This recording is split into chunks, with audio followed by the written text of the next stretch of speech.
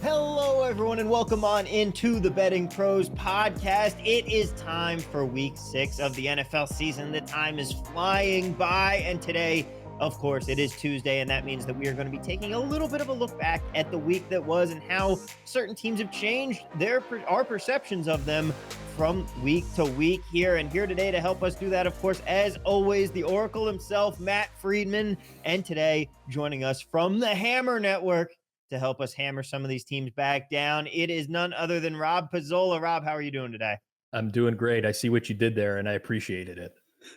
The wordplay always has to be key. That is paramount in my job description. You should see our Sunday show where literally my only job is it's Friedman and Pat Fitzmaurice, and my job is while they talk about a game to think of the pun I'm going to use to transition to the next game. I love that. I was in that boat before. The segues, they're key. I mean, they really have a much larger impact than people even realize, I think. Look at Tom here auditioning for a job on the Hammer Network, right? He's not even being coy about it.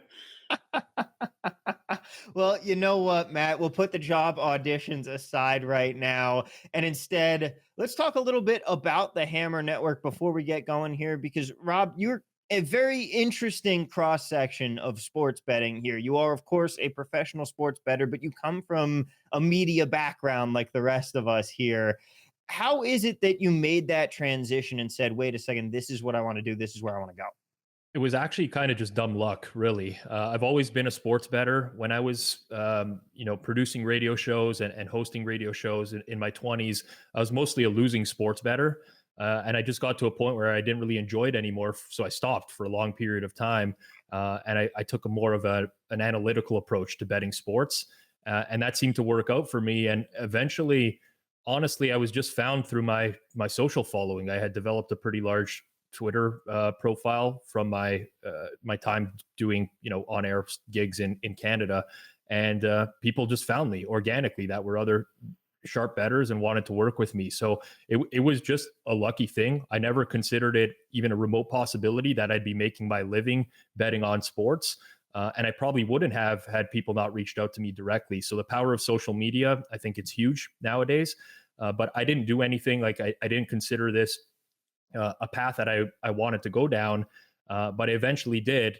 And now I get the side of me that also just misses the content aspect, which is, sort of why I started the Hammer as well, because as much as I love betting sports, I probably enjoy talking about sports even more.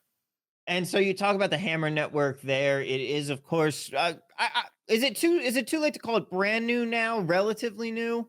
We're just over a month since launch, so I'd say it's still pretty relatively new. Yeah, that's the definition of brand new right there. And what is it that you guys are doing over there? So essentially, I've been following the content space for a long time. I think that you get a lot of sharp content, educational type of stuff in the space. You get a lot of, on the other side, more recreational content, people trying to build up a community. It doesn't really matter to me what you're trying to do in the sports betting content space, as long as you are real with your audience, in my opinion. But I have yet to find someone that, or a company that is kind of encapsulating both of those audiences under one umbrella. So what we're trying to build with the Hammer Betting Network was essentially a one-stop shop for any single type of sports bettor. Whether you're a professional, whether you're someone who just started betting on sports yesterday, whether you're someone who's a recreational that's been losing at sports betting for years, what we wanted to build was content that anyone can consume. So that was the original vision behind it. I think we've successfully pulled it off because we do have like a very big cross-section of people that are consuming the content right now. But most importantly to me, what I also wanted to build was a network where it was fully transparent. So every pick that's given out, whether that's in an article or on a video or a podcast, is logged and tracked via BetStamp. And we're just real with our audience. We don't want people coming on and representing themselves as pros when they're just recreational bettors betting $10 a game. I don't discriminate against stuff like that. I just think that someone consuming the content should know who's delivering the content to them. So that's always been something that's important to me. And it was one of the secondary goals in building out the Hammer. So Rob, I have a question here, and thinking, so I'm a director of content. And so, I've been steeped in content for years in sports media, and started more on the fantasy side at Fantasy Labs. and that kind of transitioned into, a little more on the sports betting through props first and then sides and totals. And, so I've had a while to kind of think about stuff like this. And I'm wondering, your experience in having formed this new network. Have you noticed particular trends in terms of like, oh, I thought that people would be interested in more of the sharp analyst, like the people who are winning sports bettors, have a long track record of success, or you're like, oh, I'm kind of surprised to find that the audience hasn't really cared that much about whether someone is winning or losing, but they gravitate towards the persona, or they like hearing, I don't know, like the flair that accompanies the advice. Like, what is it that you've discovered through this process? So it's a great question, and there's a lot to unpack there. I definitely think that there's obviously a different primary goal for everyone that's consuming content, right? So some people might just want picks. Some people might want to get educated. There's some people that just want entertainment value. So I think sports betting content, like a lot of people will rag on the more recreational type of stuff, whether that's shorter form content, TikTok, Instagram, things like that. There's an audience for it. Obviously, people are consuming this. I think especially what sports bettors want is a sense of community as well.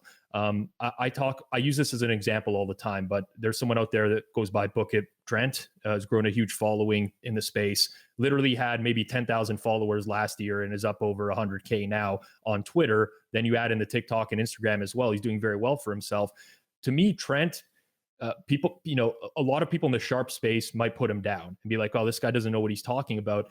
He doesn't act like he knows what he's talking about. He's very upfront with his audience in the, that he doesn't expect to win in the long run, that he's making a lot of common mistakes that a recreational bettor would make. I think he puts on like very good, casual, recreational content in an entertaining way, and in a way where he's building a community, and people want to bet the same things that Trent bets, even though they know he's a losing bettor, because they kind of want to ride the wave with him.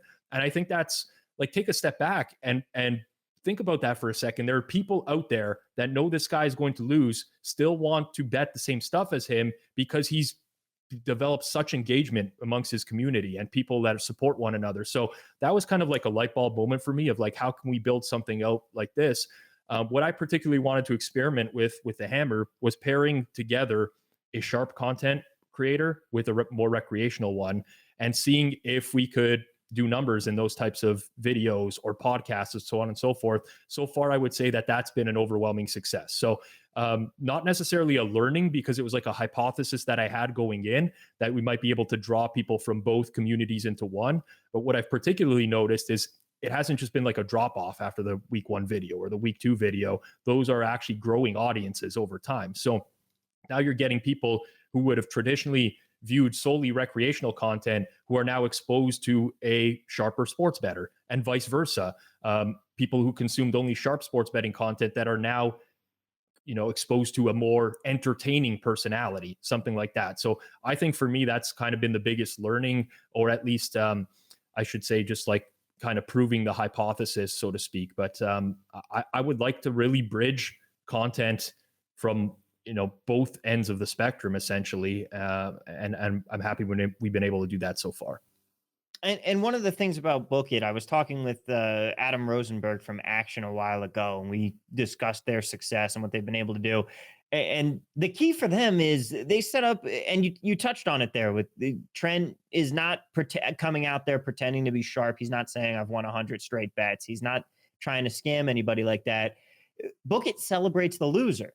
And that's something that no one else in the space really does. And that's why they've been able to foster this community in that area, because it's fun. They're all about just riding it. They're all about just, we're here to be casual bettors and have a good time watching and sweating out this game together. And maybe we'll hit on some of these, but we're here for the ride, not the destination. Exactly. Well, we know from just industry studies, right, that like 98 to 99% of bettors are going to lose in the long run at sports betting. I don't know why people try to hide from that. I get it. There's like an ego associated with sports betting where you think that sports, you think that you should be able to win at betting. Some people are just embarrassed. This is their day job. They're putting out content. They're embarrassed that they can't win at sports betting. It's very difficult to do. And honestly, I think if people were just more real about it, that would be like, it's fine. It's totally fine. I think you gain more credibility in the space if you're real about your experiences than the credibility you'd lose because of being a losing sports bettor. Most people lose. That's the reality of the situation. I've had losing NFL seasons. I bet NFL professionally. I've had losing NHL seasons. I bet NHL professionally. It's fine. I'm comfortable saying that. It's hard to win in the long run. So I think what resonates with Trent's audience is that he's real, frankly. And I think what a lot of people are able to get away with misrepresenting themselves because the consumer maybe is not able to pick up on certain verbiage or things that they might say that would actually expose themselves that other sharp bettors are able to pick up on. But I just think that there's room in this space nowadays for people to produce content and say, I'm not a winning bettor, but you know what? If you want to tell me, here's what I like, and here's my process. Here's how I arrived at this pick. And I think people find that just as entertaining and engaging as the pick itself. So to each their own. I just think that the space needs to be cleaned up in the sense that people just need to be more honest with their audiences. And you touch on that honesty being such an important part of it, because for some content groups, like especially any of us here on this show right now, no one's trying to deceive anybody. Like you said, it's very clear when Matt gives out a pick, he's going, this is my process. This is what I'm looking at. And it's destined to be a loser, by the way. Yeah. Especially if you're saying I got this at 2.5 and now the line's moved all the way to 5, guaranteed loser. Yeah. But other than that, and we're honest about that, but the problem in the space, especially when it comes to the casual bettors, because you talk about the people that maybe are just trying to get into it, the people who hopefully are watching these videos when they go on YouTube and they search, okay, I want to find some bets for the week. Let me search week 6 NFL bets. These are the videos that are coming up. But then the other people that are coming up and the people that they're going to see on social media, you know, it's that dark side, that seedier side of it, where you have those tout services who are out there saying, oh, I've won 100 straight bets. I'm a 78% overall sports bettor. And anyone who's in the space immediately can know, okay, well, you're lying to me right now. But a lot of these casual guys will get absolutely deceived by that and then end up paying for picks when it's already hard enough to go and win on your own. If you're just tailing a guy's email list that he blasts out, and for all you know, he's sending the exact opposite side to half of his list, and you're just getting a coin flip. It can be a problem, and then it turns off people from the space, and then all of a sudden it is very much just a negative part of the community, and something that guys like us have to try and do our best to just be able to beat them to the punch and be the guys to get that outreach out to these casual fans before.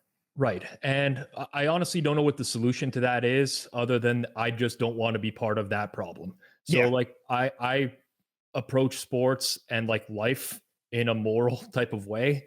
I'm sure I can make way more money than I do right now if I was to market myself. And I've built up a huge following of people who think, or like they know that I make a living on sports, but they think I'm just winning and raking in dough. That's not the way it works, but I could market that in a way where I can make a ton of money. I choose not to because I think that there's like a moral problem with that. I'm not saying that you can't go about that in any way, but personally, I see the same things as you do, right? You Google sports betting terms, you're not going to get the best piece of content. You're going to get the one that is invested the most into SEO, and that's going to rank on the first page of Google. And a lot of times that's just going to be stuff that is totally misleading. But there's companies that are investing tons of money into search engine optimization, and they're able to rank for this stuff. You go on to Twitter or TikTok or Instagram or wherever you consume your sports betting content, and you're going to follow people that have massive followings that might have no idea what they're talking about, but they've somehow been able to build a following. It's not an easy place to navigate. And as 20-year-old myself, I paid for picks. I followed people on social media who's picked. Like, I didn't know about short-term trends. I believed in bettors being hot and bettors being cold, and basically any sort of trope that you could fall into, I sort of did that. So I've learned through experience. Unfortunately, I just don't know of a solution where collectively the landscape is just going to change overnight. It's not. This is what's successful in the space. It's a supply and demand issue, right? There's demand for picks. So there's always going to be people supplying those picks behind a paywall. There's demand for all sorts of stuff in this space. So it's really challenging to navigate. I just do what I can to put out as much quality educational material as possible. And for any brands that I represent, I try to do it in a way where I'm very explicit about how we make money and what I feel is important for the brand as a whole. So that's sort of the way that I approach it. Yeah, it's kind of the only solution, it's like with free speech. The only counter to bad speech is good speech. And we just have to be putting out as much good content and good things for bettors to pick up that we can. And as friend of the show, Captain Jack always says, do no harm. That's got to be our goal at the end of the day, is to be giving out the best advice that we can and hopefully bettering everybody else in the process. Guys, real quick, I want to talk to you about Sleeper. Sleeper is the fastest growing fantasy platform today with millions of players. You probably already have a fantasy league on there. My friends and I changed over this year, and I absolutely love it. It's a game-changing product unlike anything else in the industry. And now you can win on Sleeper by playing their new over-under game. It's super simple. First, in any sport, choose 2 or more players that you like and pick the over-under. For example, rushing yards in a football game or number of points in a basketball game. Then choose the amount of money you want to enter into the contest. If you pick correctly, you can win anywhere from 2 times to over 20 times the money you put in. The main reason I'm excited about Over Under on Sleeper is that it's the only app where I can join my friends' contests and play together. It's got a built-in group chat where I can see and copy my group's picks with the tap of a button, along with Over Under integrated into the fantasy experience itself. It's insanely fun to ride it out together, so stop what you're doing and download Sleeper now to play their new Over Under game. Have fun with your friends and make some money. Use the promo code BettingPros when you sign up for a Sleeper account today, and Sleeper will automatically credit your account $100 to get you started. Terms and conditions apply. See sleeper.com for details. I was very, very confident in my theory that no 2 good things can happen in a row to the New York Jets. As a Jets fan, it does not happen to us often, and instead somehow the Jets now sit at 3-2, and therefore, because I am the one who made the rundown, we are talking about the New York Jets as our first team on the rankings, guys. I'm not saying Super Bowl. All I'm saying is maybe instead of like a dumpster fire, we're a recycling bin now. And that is massive positive direction trending that I have not seen from this team in a while. I know that the quarterbacks that they've beaten now are Mitch Trubisky / Kenny Pickett, Jacoby Brissett, and Skylar Thompson, but I don't care. Wins are wins. What do you guys think of this team right now? Are they at least looking like potentially a competent franchise? I mean, they're definitely on the rise. I don't know how much that says about the franchise as a whole, considering where they were. Really, really tough to gauge because we have this very large sample of Zach Wilson last year, which was horrible, dreadful. So far, not so bad. That this includes injuries on the offensive line. Dwayne Brown did come back off the IR this week, but aside from that, they've been basically every tackle that they've had has been hurt at one point or another. So seeing them with this record, considering the offensive line injuries, regardless of the schedule, I think it's definitely a team that's on the uphill. It's more of a question now of where do they actually fall into the market here, because they play a Green Bay team now that's maybe in the eyes of some not a legit contender anymore after losing to the Giants. So I think this week is really a true test for the Jets in terms of actually going up against a competent quarterback now. The defense in terms of both success rate and EPA per play this year has been below average for the Jets when you account for the schedule that they faced and adjusting for the quality of opponents. So I don't know what to make of them just yet. I don't just dismiss a team because of who they've played so far. I think you can still learn stuff from those games. But ultimately, it's a very wide range of what it can be, right? Because Zach Wilson is just, we don't know. We still have no idea yet. And I think this is really a test for them this week against the Packers. I know for a fact that this is the week that I'm going to go ahead and say, oh yeah, they can cover a touchdown against the Packers, and then they're going to go out and get blown out. They're making me believe, and that is the most dangerous time. But Matt, what do you think both about the Jets and the Packers now? Because like you said, Rob, this team just went out and now lost to the Giants after the overtime Bailey Zappi game. Mm-hmm. It's time to worry about the Packers, right? Yeah, I do want Rob's thoughts on this because we do have 2 really interesting teams. From the beginning of the preseason or offseason, I've moved up in my power ratings the Jets a point from where I had them. Their defense, as Rob said, it's still below average when you adjust for schedule, but even below average is still much better than they were last year. So I do think we've seen significant progression from that team. With the Packers, I kind of gave a lot of their early season struggles a pass because they didn't have their full offensive line there. They were missing their 2 tackles to start the year. They didn't have the number 1 wide receiver. Jair Alexander was working his way back from an injury. So, like, there were things that you could kind of contextualize around this team to say, okay, they're not at full capacity here, but when they get their players back within the new offensive system they're going to have, they're going to start to progress. And we haven't seen that. And this for me is like the litmus test, because in the look ahead market, I believe this number was 9.5, and it opened at 7.5. And then now it's at 7. So if you are a Green Bay backer, and I kind of thought of myself in that vein, like I was relatively high on this team entering the season, this is a really bad sign. And so it's signaling to me I need to move them more in my power ratings than I have. And this number of 7, I am still inclined to take it with the Packers because I do think that the Jets, I think, they've probably been a little bit inflated because of their performances recently. And, I don't want to buy too much into, like longer term trends, but Aaron Rodgers at home, he's just a cover machine. Aaron Rodgers is a favorite historically, is a cover machine. And he's going against a defense that I still think is, not up to average. And the defense is going against an offense that still has, as Rob mentioned, a quarterback with a decent sample size of vast underperformance. So even though we have seen the market from last week to this week move drastically against the Packers, I'm still on them in this spot, but it's tentative. I say I'm on them knowing that I still need to adjust them down in my power ratings. I don't think that I can lay 7 points with the Packers right now against anyone, even the Jets. I think that's my biggest problem here.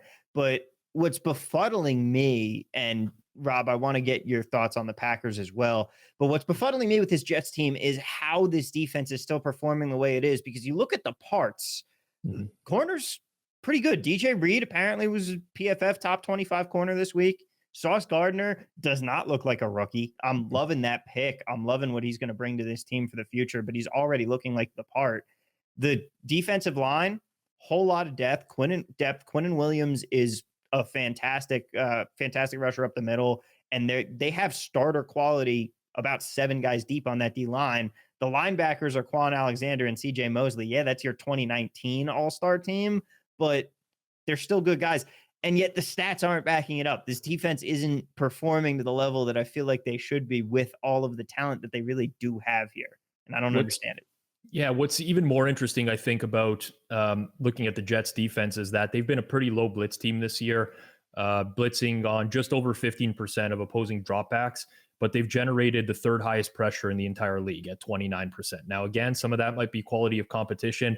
I just want to reiterate, like the Jets, to me, there's such a wide gap on what they could be. I went into the year having them about 5 points worse than a team, than an average team on neutral. I have them about 3.5 points worse on neutral right now, but that could be so many different things. With the Packers, we just finished 5 weeks in the NFL, right? And this is sort of like the time where you're getting off your priors of teams going into the year. And if I was just looking at the Packers without knowing anything about this team from previous seasons, who the quarterback is, they would look like a very average team to me right now. They have 2 very exploitable weaknesses. And I think until they show that they can fix that, I don't know that I can consider them much more than just like a slightly above average team. And I know it sounds insane to say it, but they cannot stop the run. Teams are just running the ball down their throat. Back-to-back weeks, Patriots, Giants, just pushing that D-line around. They cannot stop it. I think we'll see the Jets try to do the exact same thing this week. Offensively, they can't stretch the field. Aside from like a Christian Watson drop deep ball a few weeks ago, I think it was the first play of the game, maybe against the Bucks. I'm trying to remember who it was, but yeah, they really are not throwing downfield anymore. It's just everything underneath. Opponents are giving them that quick screen pass, whether it's the wide receiver, whether they're dumping it off to running backs. But the average depth of target for Aaron Rodgers is way lower than it was historically in his career. And they got to figure out how to solve at least one of these two problems. They got to be able to stretch the field, or they got to be able to stop the run on defense. Until they figure out how to do that, it's just very hard to lay these big numbers with them. And just to add, it's not even the Packers really. It's most teams in the NFL where I just don't want to lay a big number with them, because there's very few teams that have shown the ability to separate and continue holding that lead throughout the game, outside of maybe the Bills so far this year. Can think of so many teams that look like they have had games completely under control, and then all of a sudden you're scratching your head and you're like, how did we get here? And this seems to be the new NFL. Maybe I'm just overreacting to small sample size, but it's definitely been a trend this year of teams just not being able to close games as well. The NFL has perfected parity to the point where every team is now bad. Yeah, it's and to Rob's, just to follow up on what Rob said, I too have the Jets at exactly 3.5 below average. So we are in lockstep there. And for the Packers, Rob, maybe to solve this problem with stretching the field, maybe they could make some phone calls. Maybe Devontae Adams is available from the Raiders. They could try and pick a guy like him up. That would probably be useful for them. I don't know. Maybe. I mean, as long as he's not hitting people on the way out of the field and getting himself suspended. Full credit to that camera guy, though, going to the hospital. Get your bag, man. Get your bag. 100%. I respect it. Yeah. All right. The next team that we got to talk about here, you know what? I'm going to push them down the list because I want to talk about a team real quick, because you mentioned so many teams have been able to get out to these quick leads, get out to these big leads, and then are managing to watch them evaporate and saying, how did we get here? And I think no one's done that more than the 5-0 Eagles. They've been able to pull out all of these wins so far, but they've led a lot of teams back into a lot of games so far this season. And it's the question that we've been asking since the dawn of time. Are the birds real? What do you think about this team so far at 5-0, Rob? I think they're very real. I think they're neck and neck with the Bucs in terms of favorites in the NFC right now. I actually have the Eagles slightly ahead of the Bucs. A lot of people would give me criticism for that or flack for that. Last week's game against the Cardinals, just from like a pure success rate standpoint, yards per play was much, it was pretty even considering the Eagles went up early. I should point out, though, and I think a lot of people are not realizing that in that game, they were already missing their left tackle, Jordan Mailata. Jason Kelce, Landon Dickerson both got hurt early on in that game. So basically the entire left side of their offensive line was out for, vast majority of that game. And that has an impact. Now, it'll be interesting to see who's playing against the Dallas Cowboys this week. But overall, the Eagles, to me, are just a stacked team. Like, if you just look at their pure positional groups, offensive line, top 5, arguably number 1. Defensive line, top 5. Secondary, especially when you look at the starting 2 corners that they have there, Avonte Maddox, when he's healthy, as a nickel corner, deep. Wide receiving core, skill position, amazing. It's really Jalen Hurts that is the question mark. But as long as Jalen Hurts is well protected and can toss it up to Devontae Smith and A.J. Brown and Dallas Goedert whenever they're one-on-one in their matchups, I see a very, very high floor for the Philadelphia Eagles. So will they eventually have a stinker game where they lose? Probably. No teams are immune to that. But just on paper and even production-wise this season, I don't see the negative case or why anyone would be bearish about this team going forwards, unless people think that the league is just going to catch up to what they're doing on offense, which I don't think that they will. So very high on the Eagles, and obviously big statement game for them this week against the Cowboys. What do you think is going to happen against your Cowboys here, Matt? Cowboys are going to lose. That's, obviously, because I haven't bet on them yet, but if I really want to lock in the loss for the Cowboys, I would bet on the Cowboys. The idea of the Eagles as one of the best teams in the league, I'm right there with Rob. And actually, the comparison of Philadelphia to Tampa Bay, I have the Eagles as 4 points better than average team. And I have the Buccaneers as 3.75 points better than average. So I'm right there with them and having the Eagles just a little bit above the Buccaneers. And I don't think, looking ahead to this game, I don't think we're going to see Dak Prescott play. He didn't practice at all last week. They said he would need to get, a full week of practice. He doesn't have the ability to grip yet. So I don't think he's going to play. And if that's the case, I think this line of 5.5 that we see here, and it was 5.5 in the look ahead market.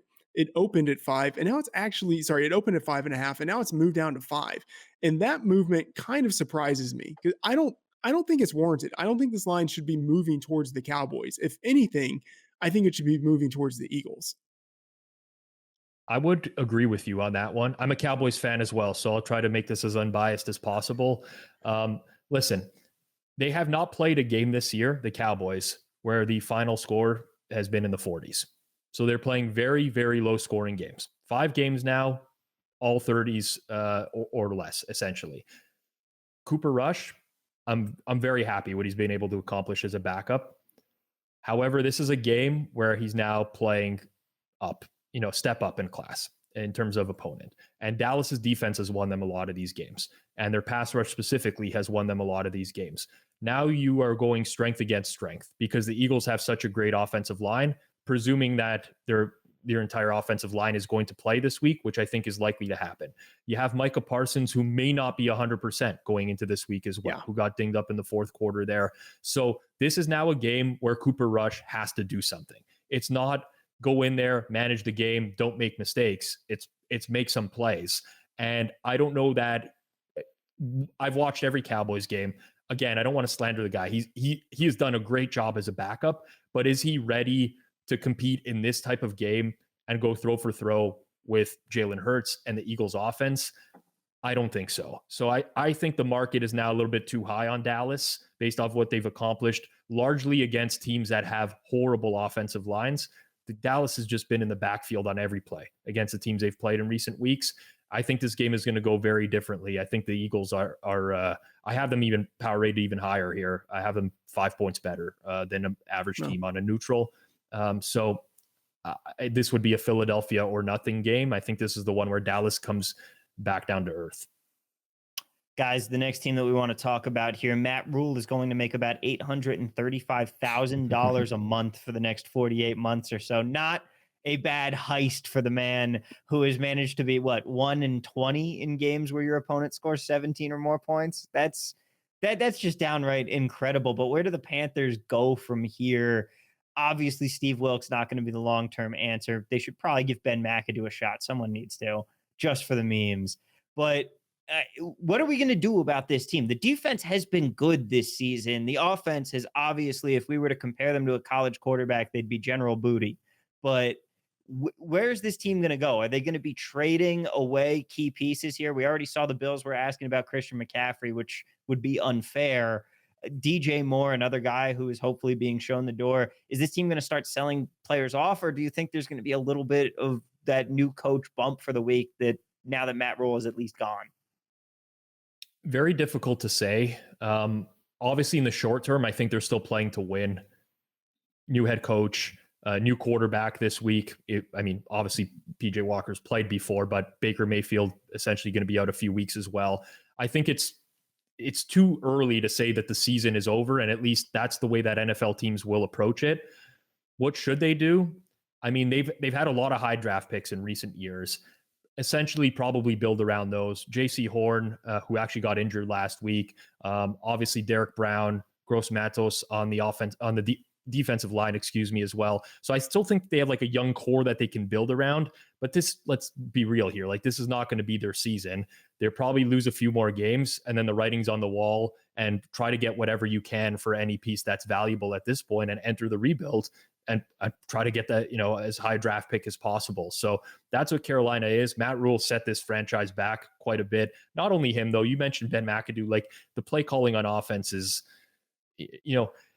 if you were to play a game where you could, guess run or pass, and every single time you guess correctly in the first quarter, you had to take a shot, you'd be drunk like 2 minutes into the game, because everybody knows what the Panthers are going to do at all times on offense. It's horrible to watch. So bad football team, some pieces to build around going forwards, but you're seeing it now this week, right? They're still a double-digit underdog.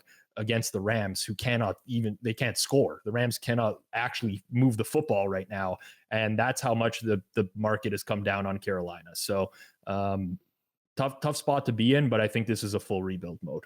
The writing was on the wall for this team when they said we need offensive help this offseason, and their solution was to hire Ben McAdoo. There was no one who put any faith in this team from that point. I don't know what Rule was thinking. Matt, do we need to spend any more time on the Panthers, or are you good here? I think we should dedicate the rest of the podcast to the Panthers. I can't believe I need to look this up just to make sure I'm saying something that is accurate, but the Panthers have actually scored more points this year than the Rams, right? Yes. Like that actually has happened.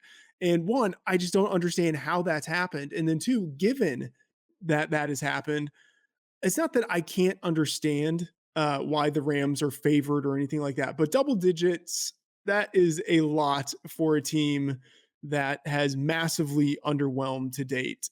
That said, I mean, I don't know if I would actually want to be the sicko who bets on Carolina in this spot.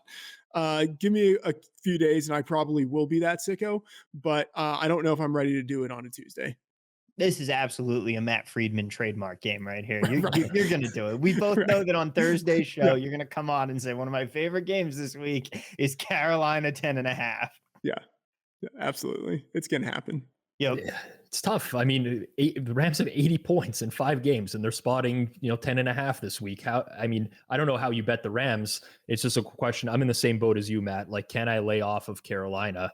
I don't know. It's the same reason. It's the same reason I haven't wanted to bet the Packers the last couple of weeks. Yeah, the teams that they're playing aren't any good, but if you're going to lay double digits, you have to score double digits, and they're having trouble doing that. I mean, think about this. Okay. As bad as the Rams have been, this line in the offseason was 7.5 or 8. It was 9.5 in the look ahead market, and now it's 11. How has that, like, as bad as the Rams have been, how have the Panthers managed to be worse relative to expectations? Like, I don't think that has actually happened. Like, I think the Rams have massively underperformed their expectations much more than the Panthers have. I think potentially you could give the Rams a little bit of credit because the last 2 weeks where they've looked horrible was Dallas and San Fran, both teams that have a huge mismatch against their O-line. Now, Carolina's D-line is fine, but it's just not going to generate the same type of pressure that the 49ers and Cowboys do. So potentially you might get that Stafford game like he had against Atlanta earlier this year. Atlanta's on another extreme, though. Atlanta's just like, don't generate pressure. Carolina's somewhere in the middle. So I think there's like some upside still with the Rams offense, and there's a little bit of recency bias overall just because of horrible matchups for them. But it's still a ton of points. And again, like they're not immune to the backdoor cover either. They had that game against Atlanta where it was 28-3. And, the Falcons were trying to redeem themselves from the 28-3 Super Bowl against New England and make the comeback there. They ultimately fell short, but I don't know. It's just so challenging to lay points in the NFL nowadays with the amount of end game variance that is here. And we don't really know that historically speaking, Walker is a downgrade from Mayfield, but Mayfield is so bad this year. He's getting passes knocked down left and right at the line of scrimmage. They couldn't do anything. Who knows what Walker is going to be? I mean, it's very difficult to say that he's going to be a severe downgrade as the market is suggesting, a couple point downgrade from the look ahead line. So tough one, but I could never lay this price with LA. Never. It's not in my repertoire whatsoever. Yeah, and at least Walker does have that athleticism. Like he has the running ability that Baker Mayfield thinks he has, but definitely does not have. Right. Yep. Guys, football season is here, and if you want to get in on the action, we recommend heading on over to our friends at BetMGM. The king of sportsbooks is offering up the king of promotions right now. Use the promo code BettingPros when you sign up for a BetMGM account today, and you will get $1,000 risk-free bet for your first bet. That's right. You get $1,000 risk-free bet just for using the promo code BettingPros when you sign up for an account with BetMGM. So get in on the action today, guys. Enjoy the football season, and let's cash some tickets together. Now back to the show. Now, how about another team here that obviously was impressing people to start the season and now 2 weeks later have cooled off significantly? The Jaguars. I kind of want to throw out the game against the Eagles because, for one, you were playing against the Eagles, and two, it was a monsoon. So Trevor Lawrence having 4 fumbles, not the biggest concern to me in that environment. And then this Houston game. Now, on the one hand, I'm sitting here going, well, it's not great when you lose to the Texans. But on the other hand, they haven't beaten the Texans in 4 years. And it's one of those things, kind of like you look at the Rams and the Rams and the Niners, or the Cardinals and the Niners, where one team just is so familiar with the other and just has their number no matter what both teams look like in a particular year. Do you think Jacksonville is going to get back to their winning ways? Not necessarily talking about that. It's the South. They could very well push for the playoffs. Is this team on the rise, or was it a mirage? I personally don't know yet. So I was not as high on Jacksonville as everyone going into the year. I thought they'd obviously be better. It's hard to be worse than a season ago, but a lot of people, touting them to be, a winning team and so on and so forth. But my adjustment on the Colts has been huge as well over the course of the year. So I think it's very possible Jacksonville wins this game, but it doesn't really tell us a whole lot about them going forwards, and they still might be a bad team just because the Colts are so bad. I think that this is going to be the game in market where you see a lot of action back and forth. So far, from what I've seen, at least in order flow on this game, there are people who like the Colts. There are people who like the Jags. If this were earlier in the year, I would absolutely 100% have bet the Colts at this price.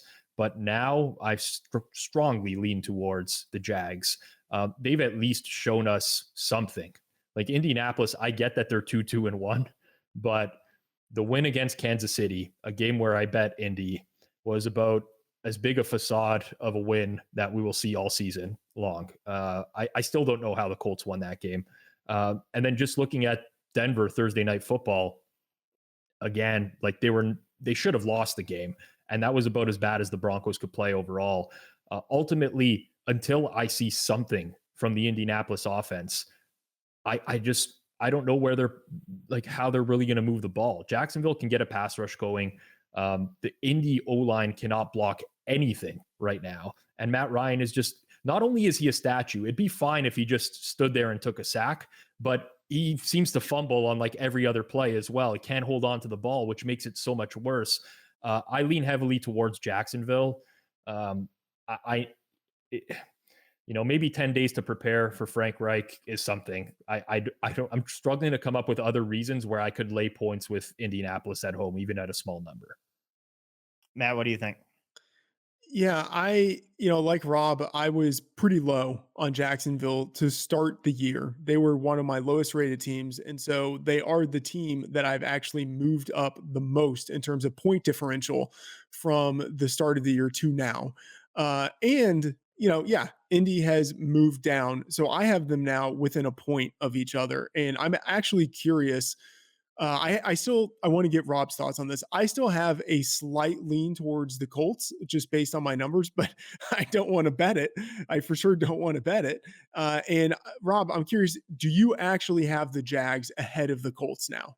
I do. So I have these both Yeah. below average teams in the league. I have Indy 1.5 worse than a league average team, and the Jags about 1 point worse. I still think there's a very wide range on the Jags. So the one thing that the numbers are not going to tell you with the Jags is that they beat Indy in week 2 without the Colts having 2 of their top 3 receivers in that game. And then their game against the Chargers really skews everything, but everyone on the Chargers was hurt. Like that was it was the Justin Herbert first game off the rib injury, taking a shot before he was going to play the game, offensive line injuries, Keenan Allen, defensive injuries. Like they caught the Chargers at the best possible spot. And my numbers don't necessarily capture that. No one's will right now, right? It's just like they played the Chargers. They won in such an impressive fashion. So I think the Jags could be anything. I think nobody knows what the Jags are right now. I think Indy, I'm pretty confident that they're going to be horrible offensively for the remainder of the year. Yeah, I have the Jags like you. I have the Jags -1. I haven't adjusted the Colts far enough. I'm just going to imagine that is the case for me. I still have them around 0, and that that does feel a little bit too high given the trajectory of this team. I'm very concerned with who is the quarterback for the Colts next year and the year after that. Eventually, Tom Brady's got to go there to finish his career, right? Because this is just now where quarterbacks go to die. Your final destination is Indy. This is going to be their fourth in 4 years? Even worse. Yeah, it's tough. Fifth. I mean, I thought this would be. I was high on the Colts going into the year. I honestly thought this would be like a Phillip Rivers season where they're good enough to compete, probably not good enough to get over the hump. But I even watched Matt Ryan in preseason, and he didn't look anywhere near as bad as this. Now you get to full 100% game. You're playing against first team defense every single time, and the O-line is just a huge problem. We'll see if Jonathan Taylor can play. Honestly, if he does, I'm not sure it has that much of an impact because of the ankle injury and coming back on, what's deemed to be short rest for that type of injury. But they have to get something going on the ground, or else if Matt Ryan's just in these consistent third and long situations, it's impossible for them to move the chains. It's almost like maybe your highest paid offensive lineman shouldn't be your guard, but hey, Right. It is what it is.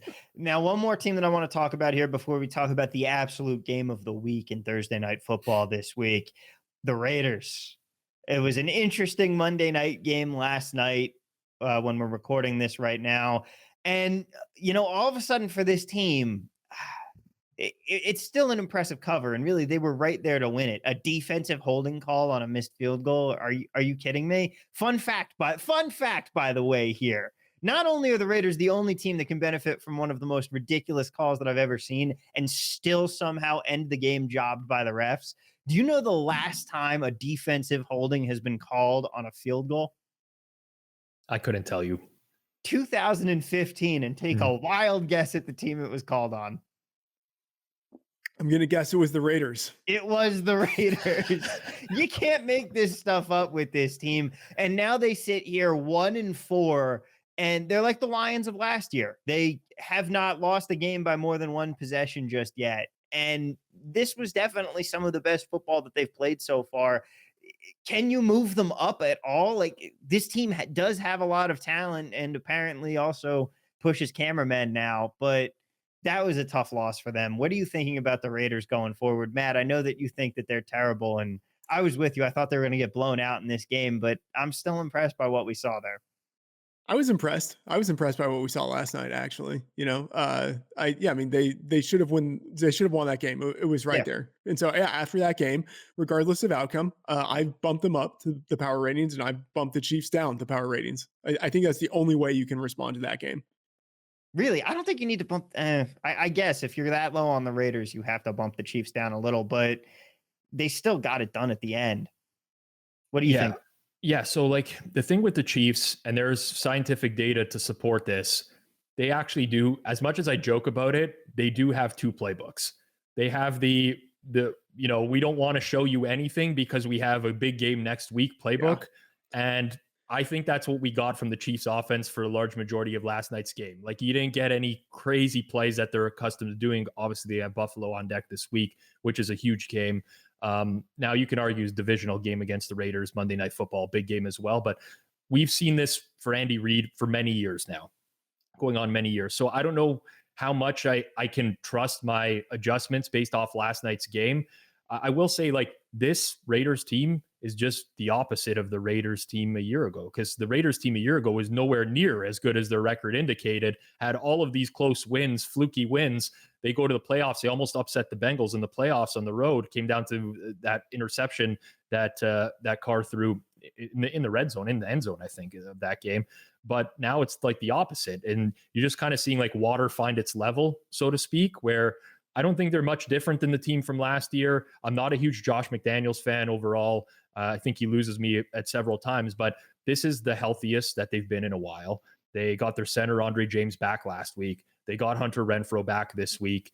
They lose Darren Waller mid-game, which is going to hurt them. But I think at full health, the Raiders are fine. You're going to get an above-average offense and a well below-average defense, and they're going to compete in a lot of games because their offense is able to overcome a lot of that. But ultimately, they're just not at that echelon of the upper tier teams in the league, and they're going to lose a lot of close games. So I don't know. I think the Raiders are just like a very close to a league average team right now. KC, I do slightly downgrade them off of last night's performance. You do have to account for that game whatsoever. But I feel like we didn't get like the week before Sunday Night Football, Chiefs and Bucks.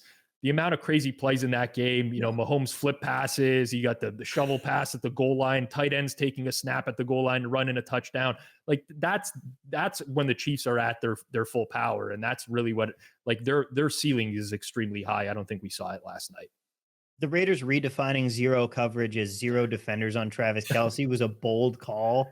I don't think that one paid off, but I am absolutely against the common Twitterverse take of last night that they shouldn't have gone for that 2-point conversion. You go for that too. That made sense there. I'm fine with it. I don't know one way or another. I'm okay with that decision. Typically speaking, obviously you wait till much later in the game if you're going to attempt that because it's sort of a guaranteed win at that spot. But I'm okay with them going for 2 if they feel like if they onside kick it there, if they don't get it. Because I feel like at that point, you're just like, our defense really doesn't have a hope in this game for the most part. We need something lucky.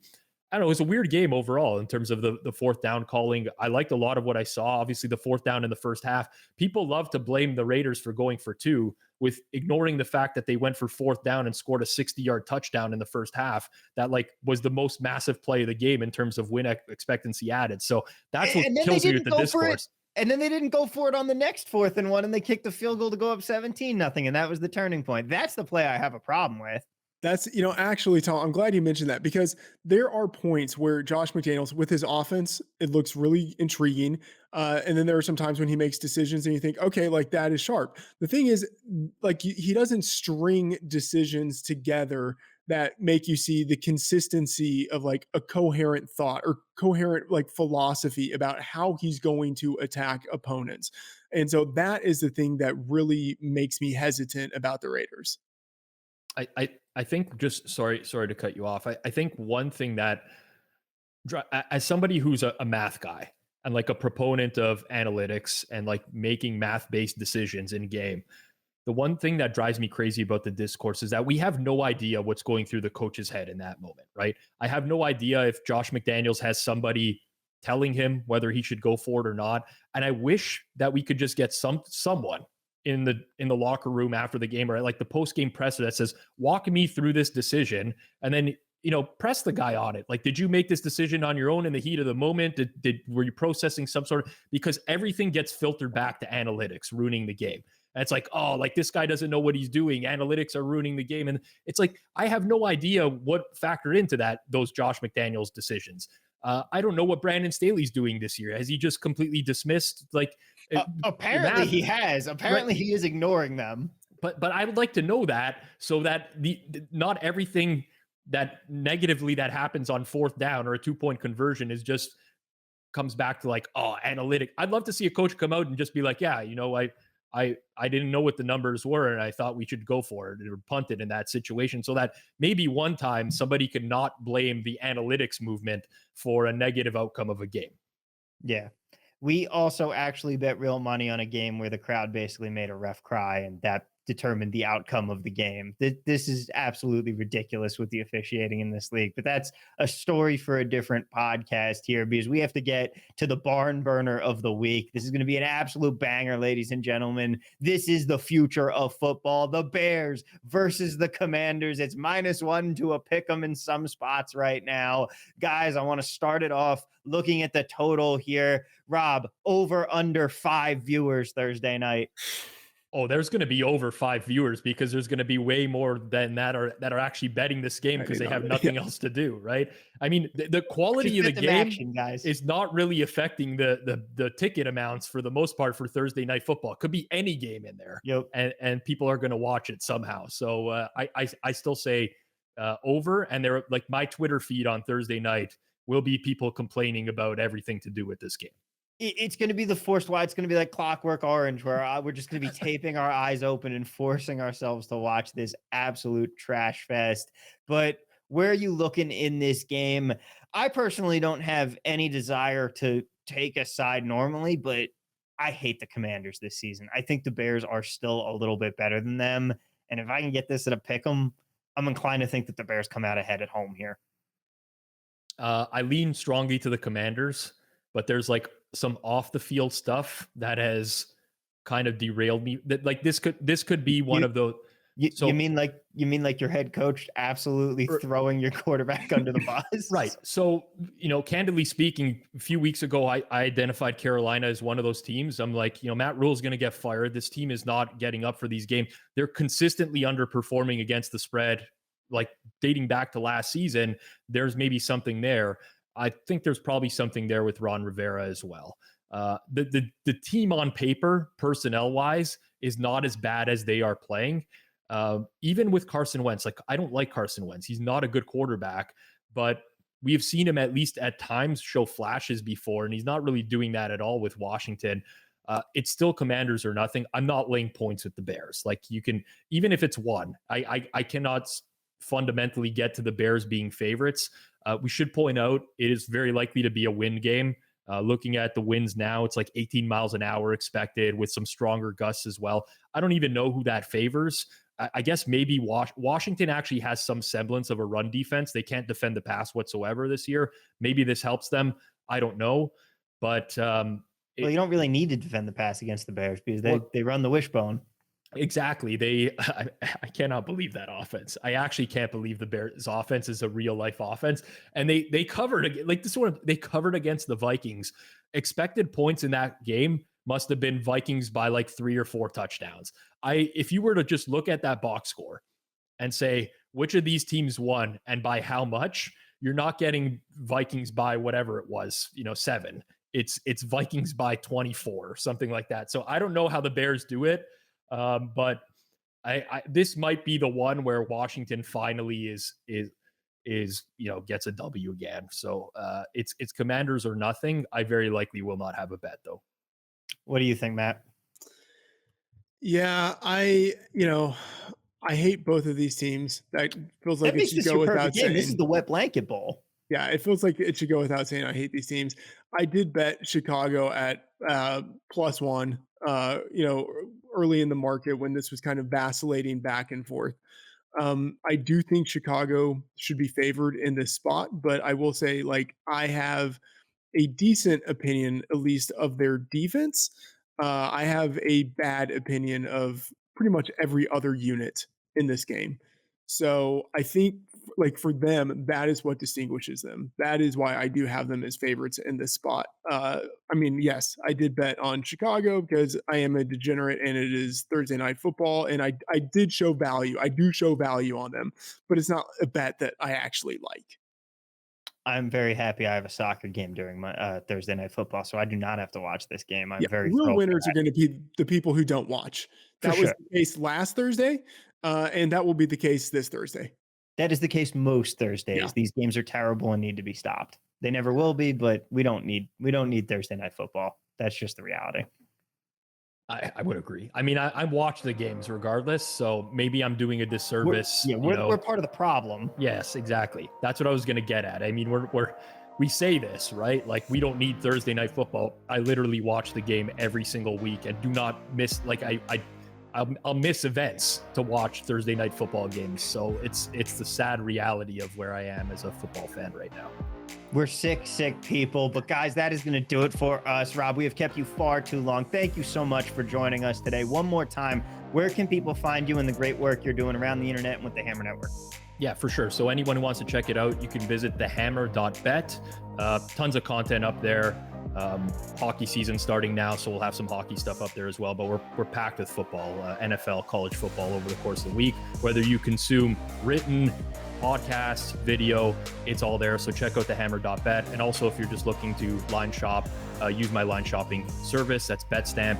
You can download that on Android or iOS and check it out at betstamp.app as well. Guys, thank you again so much for tuning in here today. Thank you one more time, Rob, for joining us. That is going to do it for our Week 6 rankings. Tune in on Thursday. Of course, we will be breaking down our favorite games of the Week 6 slate. But for now, guys, we'll see you next time, and let's cash those tickets.